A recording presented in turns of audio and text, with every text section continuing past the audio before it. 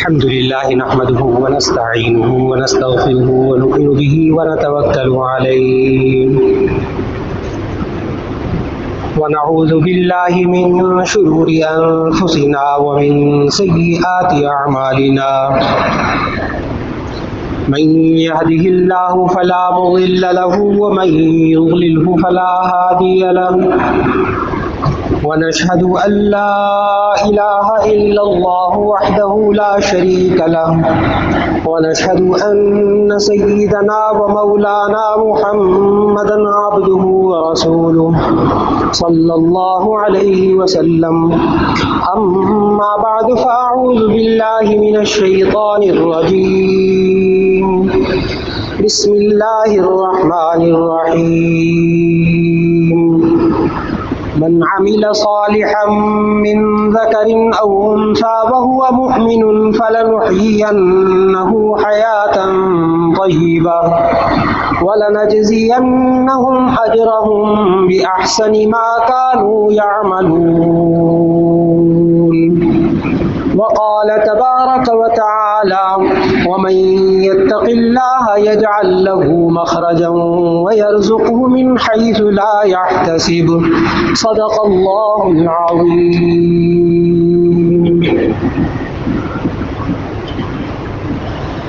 اللہ رب العزت کا لاکھ لاکھ شکر ادا کرنا چاہیے کہ اللہ رب العزت نے یہ بابرکت لمحات عطا فرمائے کہ رمضان المبارک کے تمام روزے رکھنے کی توفیق عطا فرمائی، تراویح ادا کرنے کی توفیق عطا فرمائی، نمازیں ادا کرنے کی توفیق عطا فرمائی، قرآن حکیم کی تلاوت کی توفیق عطا فرمائی۔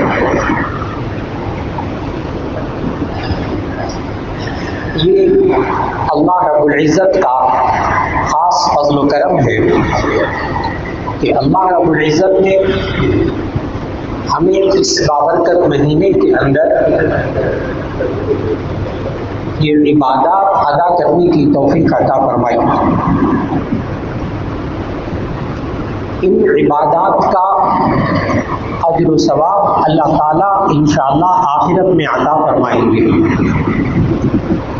اور ان عبادات کے ذریعے اللہ رب العزت انسان کے اندر کیا تبدیلی لانا چاہتے ہیں۔ اللہ رب العزت نے روزے کی فرضیت میں بھی یہ بات ارشاد فرمائی۔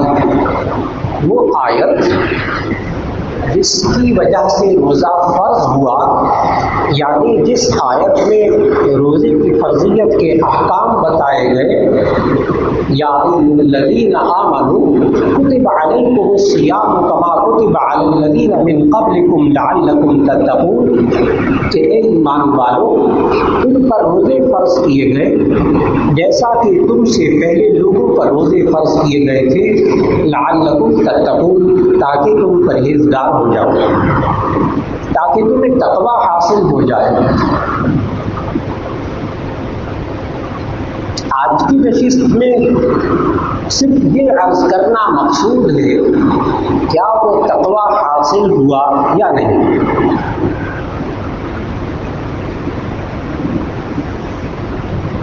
اللہ رب العزت نے یہ عبادات اس لیے انسان کے ذمے رکھی کہ اس انسان پر ان عبادات کے اثرات ہوتے ہیں، اور روزے کا اثر اللہ تعالیٰ نے بتایا لعلکم تتقون، تاکہ تم پرہیزگار ہو جاؤ۔ یہ بندہ روزہ رکھنے کے بعد پرہیزگار ہوا یا نہیں؟ اس کا جواب ہے کہ جی ہاں، یہ انسان پرہیزگار بنا۔ کوئی روزہ رکھنے والا آج یہ نہیں کہہ سکے گا کہ میرے اندر تقویٰ پیدا نہیں ہوا، میں متقی نہیں بن سکا روزے رکھ کر۔ کوئی بندہ یہ نہیں کہہ سکے گا، کوئی روزہ رکھنے والا یہ نہیں کہہ سکے گا، اس لیے کہ متقی کا مطلب ہوتا ہے پرہیزگار، بچنے والا، ڈرنے والا یہ اس کا لفظی مطلب ہے، متقی کا لفظی مطلب ڈرنے والا، بچنے والا، پرہیز کرنے والا، لیکن متقی کا اسلامی اصطلاح میں مطلب ہوتا ہے کہ یہ انسان تقوی اختیار کرنے والا ہے، یعنی اللہ کی نافرمانی سے بچ رہا ہے۔ پورے تقوی کا خلاصہ یہ ہے دو جملوں کے اندر۔ تقوی کسے کہتے ہیں؟ تاکہ معلوم ہو کہ روزہ رکھنے سے وہ حاصل ہوا یا نہیں۔ تقوی کہتے ہیں دو جملے جن کاموں سے اللہ اور اس کے رسول صلی اللہ علیہ وسلم نے انسان کو روکا ہے، یہ انسان ان کاموں سے رک جائے۔ نمبر دو، جن کاموں کے کرنے کا حکم اللہ تعالیٰ نے دیا ہے، یہ انسان ان کاموں کو نہ کرنے سے بچے، یعنی وہ کام کرے، بس تقوی مکمل ہوگی۔ ان دو چیزوں کا نام تقوی ہے بس۔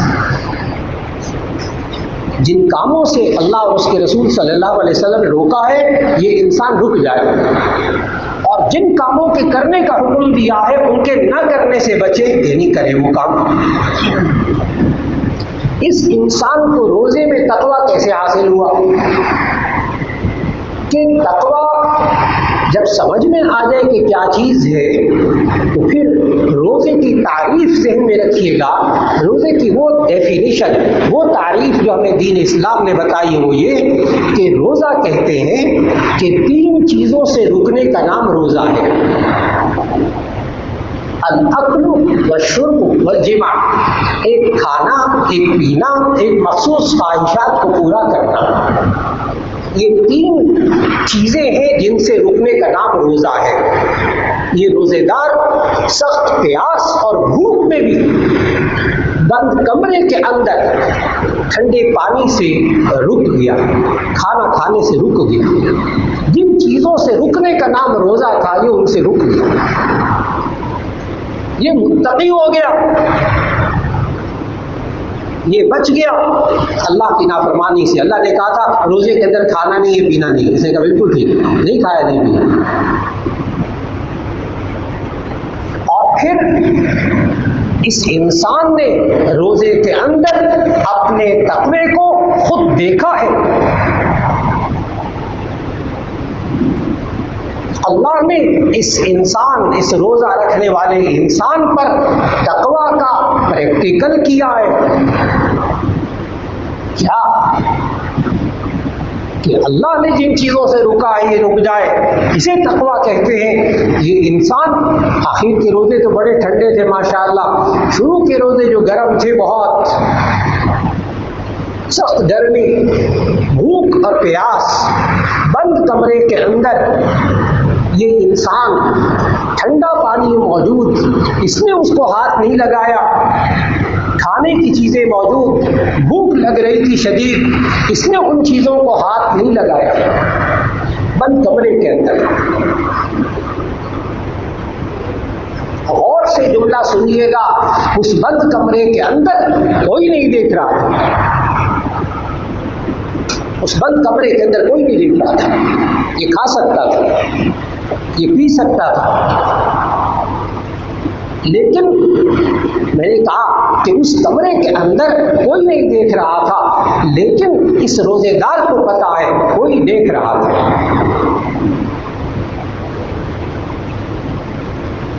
اس روزے دار کو پتا تھا کوئی دیکھ رہا ہے، ورنہ کیوں نہیں اس نے کو ٹھنڈا پانی پیا، کیوں نہیں اپنی پیاس کو بجھا لیا؟ یہ انسان جو زندگی میں بار بار گناہ کرتا پھرتا تھا بہانے بنا کر، یہ انسان اتنی مشقت اٹھا کر وہ چیزیں کہ جن کے بغیر انسان زندہ نہیں رہ سکتا، یہ کھانا پینا، اس کے بغیر انسان زندہ نہیں رہ سکتا۔ اللہ نے انسان کو سمجھایا، اے انسان، تیرے اندر ایک قوت ایمانی موجود ہے جس نے تجھے بند کمرے کے اندر کھانے پینے سے روکا۔ اس قوت ایمانی ایمانی نے اے انسان تجھے ان چیزوں سے روکے رکھا جو ضروریات زندگی میں سے جن کے بغیر تو زندہ نہیں رہ سکتا، تو اس چیزوں سے رک گیا، یعنی کھانے پینے سے، تو یہ گناہ تو تیری ضروریات زندگی میں سے نہیں ہے، ان کو تو بڑی آسانی سے چھوڑ سکتا ہے۔ یہ کھانا پینا تو اس کے بغیر زندہ نہیں رہ سکتا۔ اللہ نے انسان کی یہ تربیت کی، یہ تقویٰ کی تربیت کی، اسے تزکیہ نفس کہتے ہیں، اسے کہتے ہیں نفس کا پاکیزہ ہونا، اسے کہتے ہیں پاکیزہ زندگی۔ یہ روزے کے اثرات ہیں کہ اللہ تعالیٰ انسان کو پاکیزہ زندگی عطا فرماتا ہے، اس کے نفس کو پاکیزہ بناتا ہے۔ کن چیزوں سے؟ اللہ کی نافرمانی سے، گناہوں سے۔ یہ انسان اپنے آپ کو بچاتا رہا، اللہ نے ایسا ماحول عطا فرمایا، اللہ نے توفیق ایسی عطا فرمائی کہ یہ انسان رکتا رہا۔ لیکن میرے عزیزان محترم، رمضان کے شروع میں روزے مشکل تھے، اچھا خاصا روزہ رکھنا مشکل تھا، اس لیے کہ 11 مہینے سے کھانے پینے کی عادت پڑی ہوئی تھی۔ لیکن آہستہ آہستہ پھر روزے آسان ہو گئے، آخر کے روزے بہت آسان ہو گئے، اللہ نے آسان کر دیا، اس لیے کہ اب نہ کھانے کی عادت پڑ گئی۔ اور آج عید کے دن آپ نے محسوس کیا کھانا مشکل ہو جاتا ہے، عید کے دن کھانا مشکل ہو جاتا ہے۔ جب کوئی چیز سامنے آتی ہے تو دل میں آتا ہے روزہ، پھر ایک دم آتا نہیں آج عید کا دن ہے کھانا۔ آج دن میں کئی بار ایسا ہو گیا، آج کھانا مشکل ہو گیا۔ اللہ نے انسان کی تربیت کی، اے انسان اگر تجھے گناہ نہ کرنے کی عادت پڑ جائے تو تیرے لیے گناہ کرنا مشکل ہو جائے۔ تربیت کی انسان کی، اے انسان اگر تجھے گناہ نہ کرنے کی عادت پڑ جائے تو تیرے لیے گناہ کرنا مشکل ہو جائے، اور اگر تجھے نیک کام کرنے کی عادت پڑ جائے تو اس نیک کام کو چھوڑنا مشکل ہو جائے۔ یہ اللہ نے انسان کی تربیت کی، اور انسان یہ تیرے بس میں ہے، یہ نہیں کہہ سکے گا یہ انسان میرے بس میں نہیں ہے۔ یہ اللہ نے روزے کے اندر انسان کی تربیت کی، اور یاد رکھ لیجیے کہ یہ روزے انسان جب رکھتا ہے اللہ تعالیٰ اس کا اجر خود عطا فرماتا ہے، لیکن اس روزے کے ذریعے پاکیزہ زندگی کا اثر اللہ تعالیٰ اس زندگی میں انسان کو عطا فرماتا ہے۔ شروع میں آیت پڑھی، اللہ تعالیٰ نے ارشاد فرمایا من عمل صالحا من ذکر او انثى وهو مؤمن فلنحيينه حیاتا طیبہ ولنجزینهم اجرهم باحسن ما كانوا يعملون۔ من عمل صالحا من ذکر او انثى، جو کوئی مرد یا عورت اس حال میں کہ وہ ایمان والا ہو، اگر وہ نیک کام کرے گا تو اللہ تعالیٰ نے ایک ایسا لفظ بولا ہے کہ جو عربی زبان کے اندر کسی چیز کی انتہائی زیادہ تاکید بیان کرنی ہو اس کے لیے وہ صیغہ استعمال ہوتا ہے، لام تاکید بانون تاکید ثقیلہ۔ یہ ایک ایسا صیغہ ہے جس سے عربی زبان کے اندر کوئی بہت پکی بات، پختہ بات بیان کرنی، لازماً ایسا ہوگا۔ اللہ تعالیٰ نے فرمایا جو کوئی مرد یا عورت نیک کام کرے گا ایمان کی حالت میں فَلَنُحْيِيَنَّهُ حَيَاةً طَيِّبَةً، ہم ضرور بھی ضرور اس کو پاکیزہ زندگی دیں گے۔ نیک اعمال کی وجہ سے اللہ پاکیزہ زندگی عطا فرماتا ہے۔ جب اللہ تعالیٰ نے قرآن مجید میں فرمایا ان الصلاۃ تنہی عن الفحشاء والمنکر، بے شک نماز انسان کو بے حیائیوں اور برائیوں سے روکتی ہے، یعنی انسان نیک کام کرتا ہے اللہ اس کو پاکیزہ زندگی دیتا ہے۔ کتنی دفعہ رمضان میں محسوس کیا کہ یہ انسان یہ سوچ کر کہ میں نے ابھی فجر کی نماز پڑھنی ہے، میں نے ابھی ظہر کی نماز پڑھنی ہے، میں نے ابھی عصر کی نماز پڑھنی ہے، بس اب افطار کا وقت ہونے والا ہے، میں نے مغرب کی نماز پڑھنی ہے، پھر اس کے بعد عشاء کی نماز پڑھنی ہے، وہاں جا کر تراویح پڑھنی ہے. یہ انسان جب عبادات کا فکر کر رہا تھا تو اپنے کپڑوں کو بھی پاک رکھ رہا تھا، اپنے بدن کو بھی پاک رکھ رہا تھا، اپنے خیالات کو بھی پاک رکھ رہا تھا. اس انسان کو اللہ نے پورے رمضان سکھایا کہ پاکیزہ زندگی کیا ہوتی ہے. انسان کا جسم بھی پاک، انسان کی روح بھی پاک، انسان کے خیالات بھی پاکیزہ، انسان کے اعمال بھی پاکیزہ. اور یاد رکھ لیجیے گا، روزے کا اثر تقویٰ یہ اللہ نے انسان کے اندر پیدا کر کے دکھایا. کوئی روزے دار ایسا نہیں کہہ سکتا میرے اندر تقویٰ پیدا نہیں ہوا. اس کا مطلب ہے اس نے روزے کے اندر پانی پیا تھا، روزے کے اندر کھانا کھایا تھا، نہیں بچا. اور اگر بچ گیا ہے تو پکی بات ہے کہ تقویٰ مل گیا ہے، انکار نہیں کر سکتا یہ بندہ. لہٰذا اللہ نے روزے کے ذریعے انسان کو تقویٰ کی دولت عطا فرمائی ہے. اس پر الحمدللہ کہہ لیجیے، اللہ کا شکر ادا کیجیے. جی ناشکرا پن ہے وہ جی روزوں کا ہمارے اوپر کوئی اثر ہی نہیں ہوتا، جی روزوں کا جو کیا اثر ہے، بھوکے رہتے کھاتے پیتے ہیں، جی خام خام افطاری کر لی سیاری کر لی، کیا نہ میرے بھائی اللہ کا شکر ادا کیجیے. اللہ نے کوئی چیز آپ کے اندر پیدا کی اور وہ تقویٰ کر دیا پیدا، اس پر الحمدللہ کہے، اللہ کا شکر ادا کرے. اور اس تقوی کو اختیار کرنے سے ہوتا کیا ہے؟ آخرت کی نجات. نمبر 1 آخرت کی نجات. اور دوسرا کہ یہ انسان جب اللہ سے ڈرتا ہے، یہاں یہ بات عرض کرتا چلوں کہ اللہ تعالیٰ نے سورۃ المعارج کے اندر یہ فرمایا کہ جو شخص اللہ سے ڈرتا ہے وہ بڑا بہادر ہوتا ہے.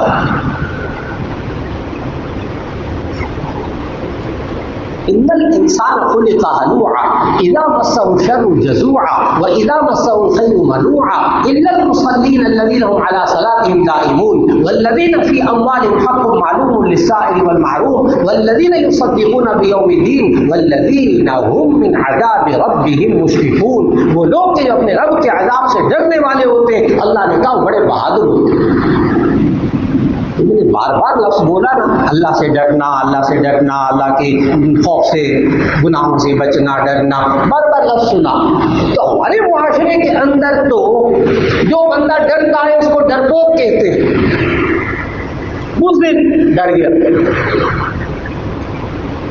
لیکن اللہ قرآن مجید میں فرما رہا ہے کہ جو اپنے رب کے عذاب سے ڈرتا ہے وہ بڑا بہادر ہوتا ہے. جو اللہ سے ڈرتا ہے، جو اللہ سے ڈر کر گناہوں سے بچتا ہے، بڑا بہادر ہوتا ہے. حالانکہ ڈرنے والا تو بزدل ہوتا ہے.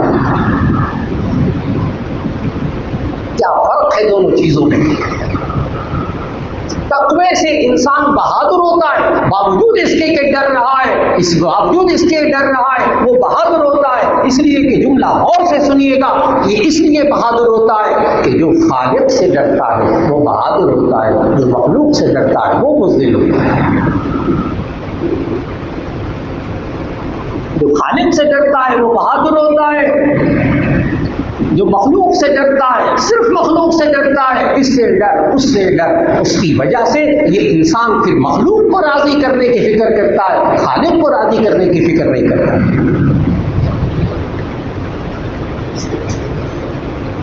آج وقت کی بہت بڑی ضرورت ہے کہ یہ انسان مخلوق کا ڈر نکال کر اپنے اندر خالق کا ڈر پیدا کرے.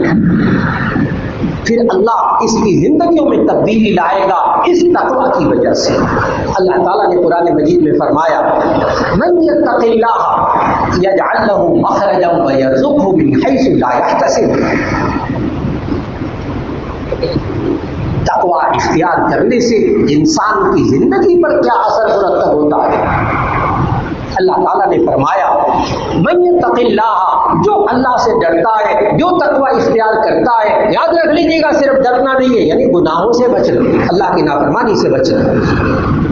جو انسان اللہ سے ڈر کر گناہوں سے بچتا ہے، نیک اعمال کرتا ہے، یعنی متقی بنتا ہے، اللہ تعالیٰ نے فرمایا من یتق اللہ یجعل لہ مخرجا ویرزقہ من حیث لا یحتسب، جو بندہ تقوی اختیار کرتا ہے اللہ تعالیٰ اس کو مشکلات سے نکلنے کا راستہ بناتا ہے۔ یجعل لہ مخرجا، مشکلات سے نکلنے کے لیے اللہ اس کے لیے راستہ بنا دیتا ہے، وَيَرْزُقُهُ مِنْ حَيْثُ لَا يَحْتَسِبُ، اور وہاں سے رزق دیتا ہے جہاں سے اسے گمان بھی نہیں ہوتا۔ آج بھی انسان چاہتا ہے کہ اس انسان کو مشکلات سے اللہ نجات دے دے، آج یہ انسان چاہتا ہے کہ مجھے رزق میں اضافہ ہو جائے، میرے رزق میں برکت ہو جائے، اللہ نے اس کا راستہ تقویٰ بتایا، یہ گناہوں سے بچتا ہے، اللہ تعالیٰ اس کے لیے مشکلات سے نکلنے کا راستہ بناتا ہے، یہ پرہیزگار بن جاتا ہے، گناہوں سے بچتا ہے۔ میرے عزیزان محترم، ہمارے معاشرے کے اندر نوجوان بچوں کو، نوعمر بچوں کو عام طور پر یہ کہا جاتا ہے ان کے اندر نہ خدا کا خوف ہے، نہ ان کے اندر توجہ ہے، لاوبالی ہے، کھلنڈڑے ہیں، کھلا ہے، بس بہت کہا جاتا ہے۔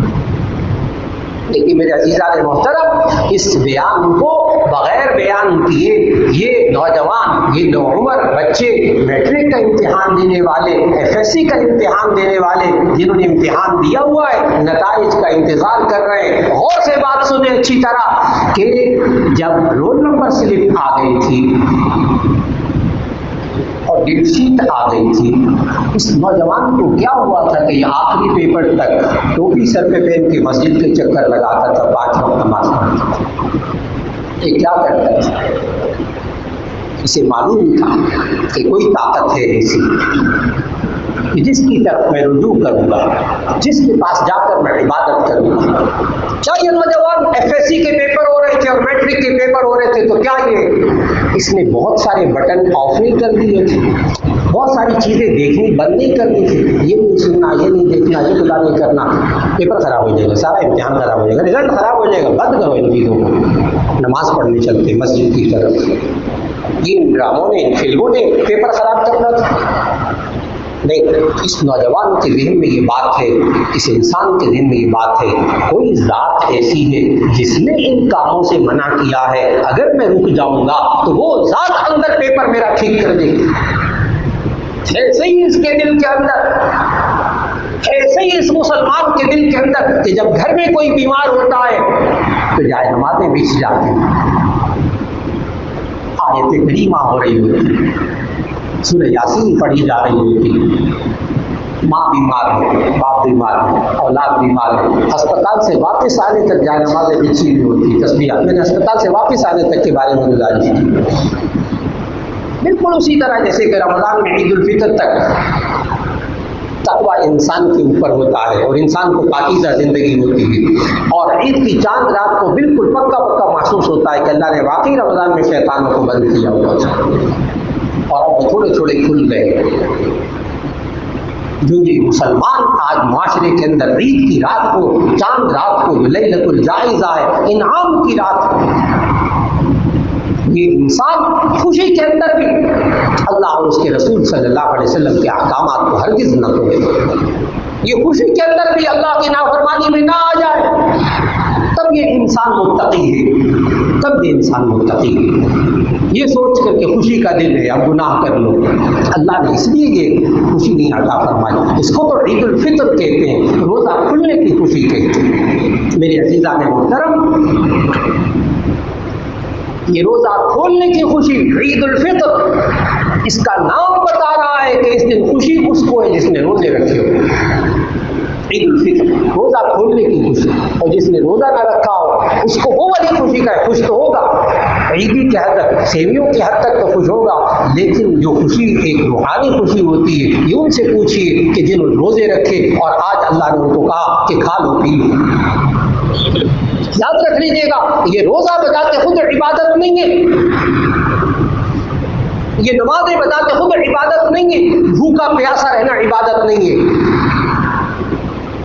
یہ روزہ رکھنا اگر اللہ اور اس کے رسول صلی اللہ علیہ وسلم کے حکم کے مطابق ہوگا تو یہ روزہ ہوگا، ورنہ یہ گناہ کا کام ہوگا۔